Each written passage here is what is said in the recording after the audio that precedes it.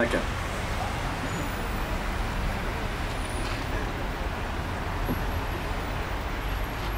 Monsieur le maire du 13e arrondissement, représentant Madame le maire de Paris, Madame l'adjointe à Monsieur le maire chargé du monde combattant et de la mémoire, Mesdames, Messieurs les élus, Monsieur le directeur du service départemental de l'ONAC, Monsieur le président de l'IFAC, Monsieur le président de la Caisse nationale mutualiste de la FNACA à l'époque et maintenant Prévoyance Santé, mon cher Jacques, Mesdames, Messieurs en vos grades et qualités, Mesdames, Messieurs les présidents, Mesdames, Messieurs les membres du comité national de la FNACA, Mesdames, Messieurs les porte-drapeaux, Mesdames, Messieurs, chers amis.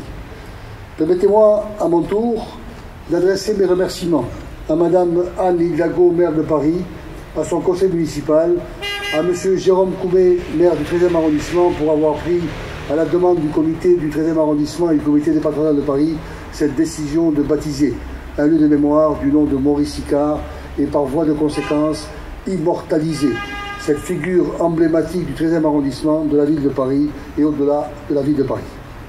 Je voudrais débuter mon propos par un passage de mon intervention prononcée le 7 janvier 2009 à l'occasion de la remise de la croix d'officier dans l'Ordre national du mérite à Maurice Icard, passage qui relate une période difficile de sa vie. Cette période de sa vie m'avait ému. Je rappelais à cette occasion que Maurice Icard était né le 11 juin 1934 à Paris, rue Vercingétorix, dans le 14e arrondissement. Sa maman, Yvonne Nanaspez, était toulousaine et son papa, Pierre Sicard, d'origine catalane. Maurice a perdu sa maman pendant la guerre alors qu'il n'avait que 9 ans. Il a séjourné 1 an dans un préventorium où l'on accueillait également des orphelins à qui l'on rasait le crâne pour que l'on puisse les différencier des autres pensionnaires.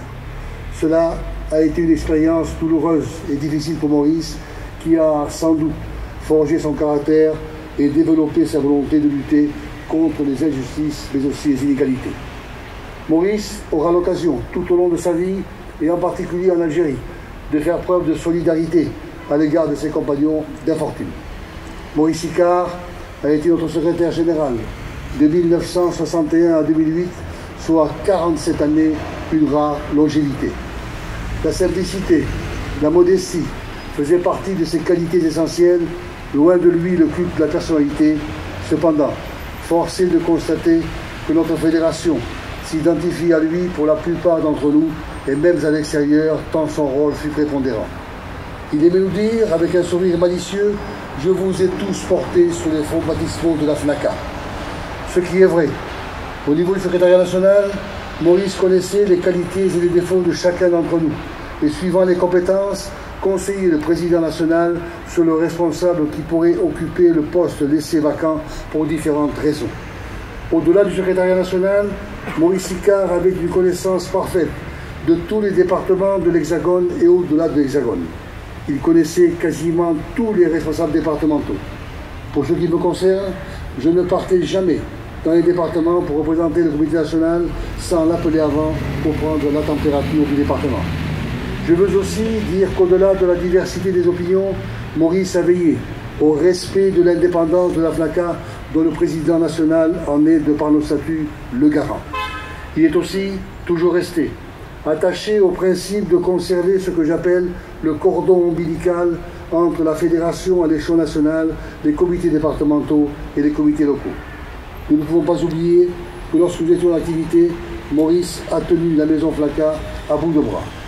Tout ce dévouement, toute cette disponibilité au service de ses camarades anciens combattants en AFN en particulier et du monde ancien combattant en général ont fait que Maurice Icard a accédé à différentes décorations telles l'Ordre national du mérite et bien sûr la Légion d'honneur. Tous ces mérites reconnus par la nation font aussi l'objet de témoignages dans ce remarquable ouvrage réalisé par la FNACA de Paris dont le titre rappelle la phrase utilisée par Maurice Icard lorsqu'il abordait les effectifs et qui disait tous à jour de la cotisation.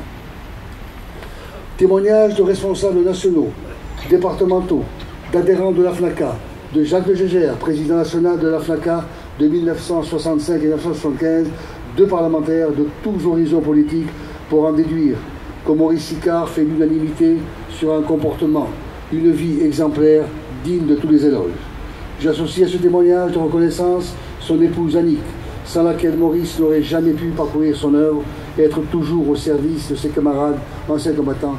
Vive Maurice Ricard, vive la FNACA, vive la République, vive la France et vive la paix.